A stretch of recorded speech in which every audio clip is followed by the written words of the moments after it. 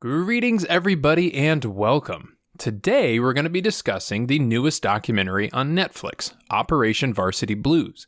This is around the admissions scandals that blew up with Laura Loughlin and Olivia Jade, but it branches out to the entire racketeering scheme centered around a man named Rick Singer and his company, The Key.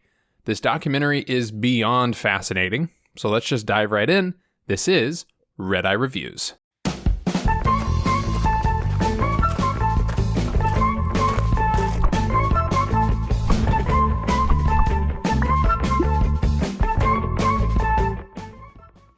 Okay, so there isn't a great way to talk about this documentary without giving away big spoilers. However, I think we all know about Laura Loughlin, or at least we should all know about Laura Loughlin and the scandal of her paying to get her daughter Olivia Jade into the USC. So just fair warning, I will be spoiling some major parts of the documentary, but with my previous documentary videos, I won't talk about absolutely everything because I still want you to be able to enjoy the documentary if you choose to go watch it yourself. So this documentary is centered around the man, Rick Singer, and his admissions scheme to get rich people's children into Ivy League schools. His career started out as a college basketball coach, and when he eventually got fired, he realized that he could help people get students into schools because he had an intricate details in the workings of college admissions. Now, personally, I believe the higher education system in our country is kind of broken, especially with Ivy League schools and big names, and particularly with, I think, standard degrees, because a degree in art history at a local university is going to provide you the same benefit that degree would from, say, Yale. So it ultimately doesn't really matter where you go to college, and it is strictly for bragging rights. And Rick Singer took advantage of this, because here we have a lot of rich people who maybe didn't go to a fancy school or didn't go at all, but they want their kids to have that chance. So Rick gave them the chance to elevate their status. But now these people can claim that their family has ties with Yale or Stanford or whatever school. So Rick's business strategy was, I think, pure genius, to be honest with you. He started a nonprofit charity called The Key, which was supposed to go towards helping underprivileged kids go to school, and that part's scummy, because in reality, it's just a way for him to filter his earnings tax-free. He then promoted a system he called the side door, because there are 3 ways to get into a big-name school. The front door is with actual merit, good grades, AP courses, athletic ability, whatever, standard stuff. The back door is with large donations, which it's insane that that's even acknowledged, but it's a very real thing that occurs in this country. Basically, if you give a school a big enough donation, they'll accept your kid as sort of a thank you. A great example of this is Jared Kushner. Not a good student, but after his dad gave Harvard $2.5 million, he somehow got accepted into Harvard. However, this method has become increasingly more expensive as schools become more elite and difficult to get into. So rather than donating $2 million, you're probably going to have to donate $20 million, and it still wouldn't be a guarantee. So Rick invented the third door that he calls the side door. This involves tricking admissions with fake athletes or fake test scores. And his plan is rather brilliant, albeit extremely immoral.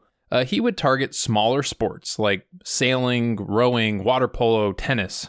Sports that big schools have programs for, but aren't really on anybody's radar like football or basketball would be. And these programs don't really make the school any money. They actually usually cost the school money. So there's less interest in them. And because of this, most heads of athletics simply take the word of that program's coach on who to accept into the program. So Rick would Photoshop some images of like a kid playing water polo, some fake stats and whatever, and then submit them as a walk-on player.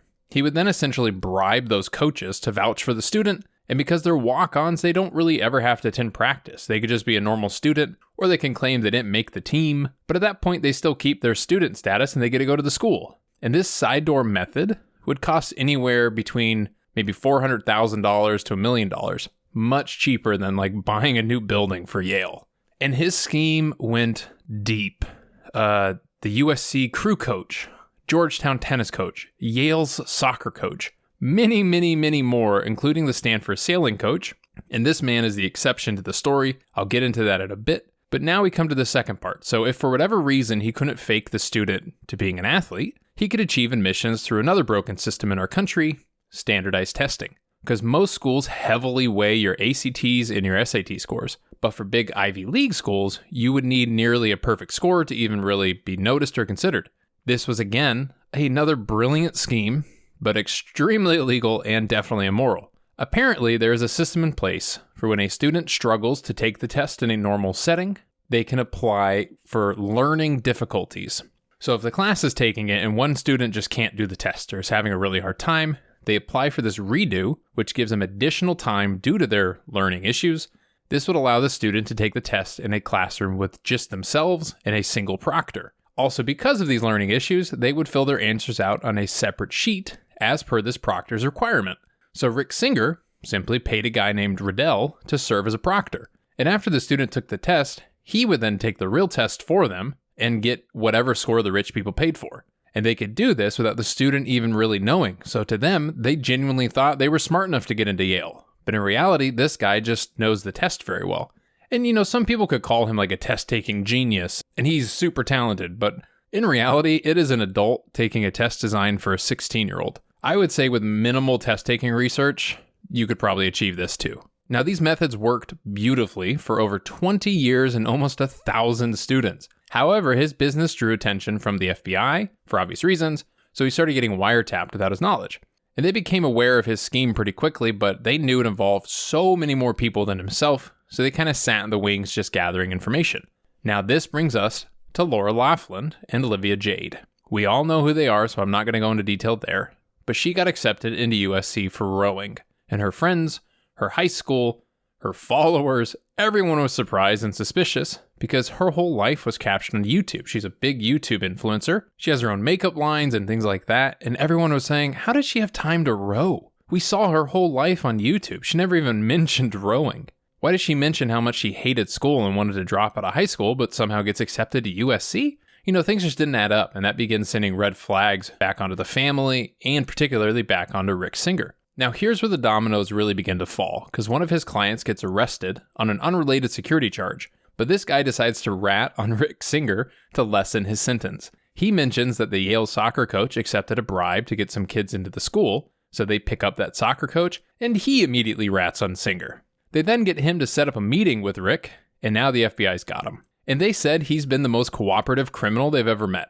He was almost excited to gather evidence and trap all of his clients into admitting what they did. In a selfish attempt to lessen his own sentence, he's not a saint by any means. And at one point they talked to this lawyer and he says, while Rick Singer was good at getting these people to talk, it's also pretty easy to get white collar criminals to talk. They almost brag about what they do and their connections because they think they can get away with it, showing off the strings they can pull. He was like, yeah, he did a good job, but if he was talking to like real organized criminals, they'd probably figure out he was an informant in 30 seconds. But now let's get to, I think, the one good person in the whole story, John Vandermoor. So he was the Stanford sailing coach, and he was swept up into this whole Rick Singer world, but he never took anything as a bribe. He was told by his boss to accept these donations made to the program, and then he put all the money back into the school, into the program. So because he didn't pocket anything, he only received 6 months of house arrest, basically. And I mean, who knows exactly how much he actually knew, but he is a part of the documentary, and he seems pretty genuine and pretty upset about everything that happened. The irony of this is that Stanford kept all that money. It was revealed it was intended as a bribe. They kept it. They also had the balls to make a statement saying donations or money play zero part in the college admission process, which that's a lie. I mean, we all know that's a lie. It is such a well-known documented process. It's literally just not true. The documentary ends with us seeing all the people being arrested and charged. And I want to say it was over 50 people, like famous actors, CEOs, investors, coaches, heads of athletic departments. A lot of people got charged and are still getting charged, including Rick Singer himself, who is still cooperating and is pending his own sentence. So if you are interested in watching this, you should check it out on Netflix. They do a really good job with all the details, and they use actual phone transcripts to do reenactments of everything, which is kind of a really cool way to do a documentary like this.